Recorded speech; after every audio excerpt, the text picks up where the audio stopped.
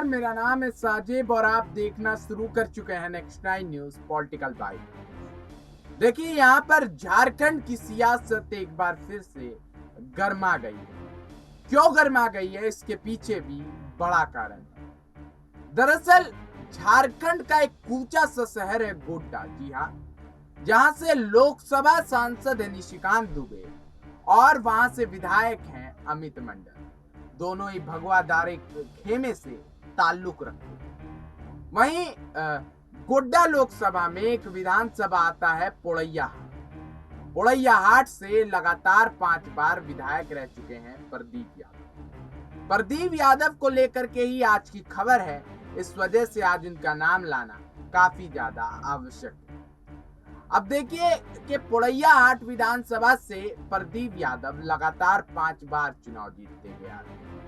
बता दे कि भाजपा से शुरू करके अपनी राजनीति, फिर जेवीएम, उसके बाद बाबूलाल मरांडी के साथ से लेकर के अगर इनके इतिहास की बात करनी जाए तो फिर काफी ज्यादा जो है स्टोरी लंबी हो जाएगी। शॉर्ट में बताते हैं कि 5 बार पोड़ैया हाट से विधायक रहे हैं। उसके बाद जेवीएम से टूट करके प्रदीप यादव और बंधु तिर्के कांग्रेस में आ गए और बाबूलाल मरांडी ने अपना पुराना घर यानी कि भाजपा का दामन थामा। अब देखिए कि झारखंड में मुख्यमंत्री हेमंत सोरेन की कांग्रेस गठबंधन वाली सरकार है। जी हाँ, कांग्रेस को लेकर के बीते दिनों आपने वापो की स्थिति देखी थी, जब इरफान अंसारी को हावड़ा से 3 विधायकों समेत 50 लाख रुपए कैश के साथ पकड़ा गया।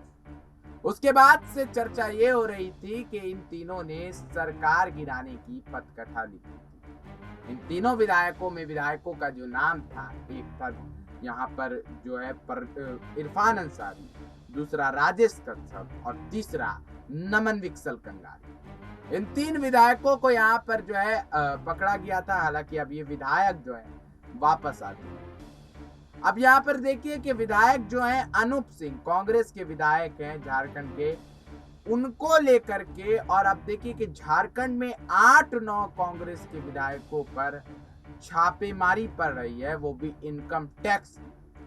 क्यों कह रहे हैं ऐसा? देखिए, सुबह सुबह प्रदीप यादव के घर पर छापेमारी पड़ी है, उनके गोड्डा मुफस्सिल थाना स्थित आवास में बोरा में, और उनके करीबी जो है श्याम सुंदर यादव, उनके होटल स्काई ब्लू में, जी हाँ, स्काई ब्लू होटल में यहाँ पर छापेमारी हुई है।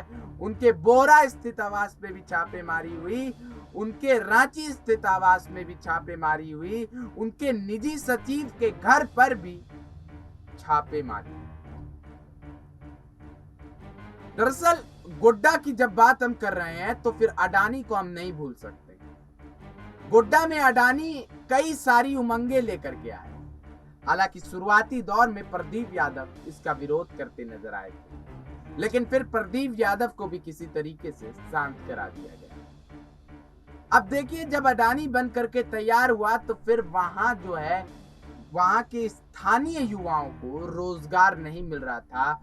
रोजगार के लिए बाहर से मजदूरों और लोगों को लाया जा रहा था। इस बात पर सियासत काफी ज्यादा गरमाई हुई। उसके बाद प्रदीप यादव ने लगातार इस मुद्दे को विधानसभा में उठाया था।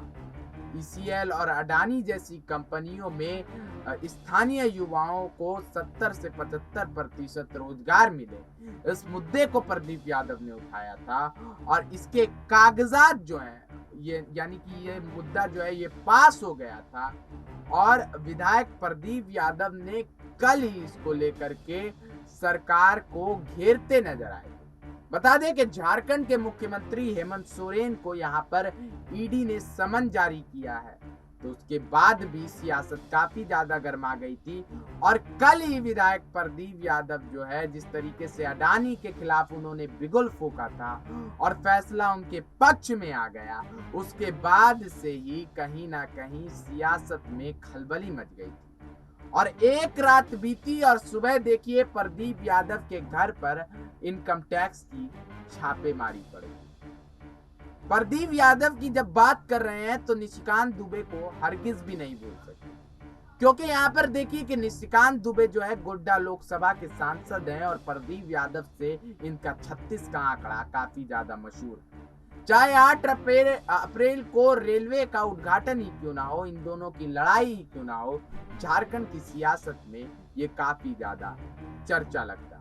लेकिन अब देखिए कि प्रदीप यादव को जहां जिस तरीके से उन पर छापेमारी उसी दिन, देखिए शक यहां पर उस समय होने लगता है सरकार की नीयत पर, केंद्र सरकार की नीयत पर और जांच एजेंसियों पर, जब कोई सरकार की जो लाइव योजनाएं हैं, जो अडानी अंबानी जैसी जो कॉरपोरेट घराने को जिस तरीके से पैर पसारने का दे रही है सरकार, चांस दे रही है पैर पसारने का, और वो अपने मन मर्जी मुताबिक काम करते हैं, और जब कोई नेता वहां पर उसका विरोध करता है तो उसके पीछे आईटी और ईडी लगा दिया जाता है। उसके बाद देखिए कि यहाँ पर सवाल ये भी उठता है कि आखिर प्रदीप यादव के ऊपर इनकम टैक्स की छापेमारी पड़ी, ये बिल्कुल सही है, नेताओं के ऊपर होनी चाहिए, करप्ट होते हैं नेता, सारे नेता करप्ट होते हैं, लेकिन फिर वही राज्य में छापेमारी क्यों पड़ती है जनाब, जहां पर भाजपा की सरकार नहीं होती, कमल फूल नहीं खिला होता,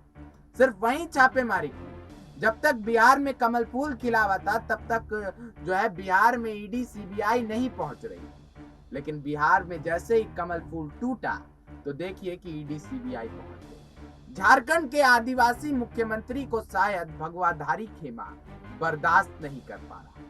प्रदीप यादव के घर पर छापेमारी के बाद छुटवैया से छुटवैया भगवाधारी नेता भी अब यहाँ पर फेसबुकिया सियासत पर उतर गया है और प्रदीप यादव पर तंज कस रहा है। शायद वो युवा जो बेरोजगार था, जिसको रोजगार नहीं मिल रहा था, अब अडानी में उसको रोजगार मिल जाएगा, ये बात कुछ छुटवैया नेता जिन्हें घर से अथक छूट है कि आप जो है बेरोजगार ही रहिए और नेता लोगों के चक्कर में रह करके अपनी जिंदगी बर्बाद कीजिए, ऐसे लोग फेसबुक या सियासत खूब कर रहे हैं।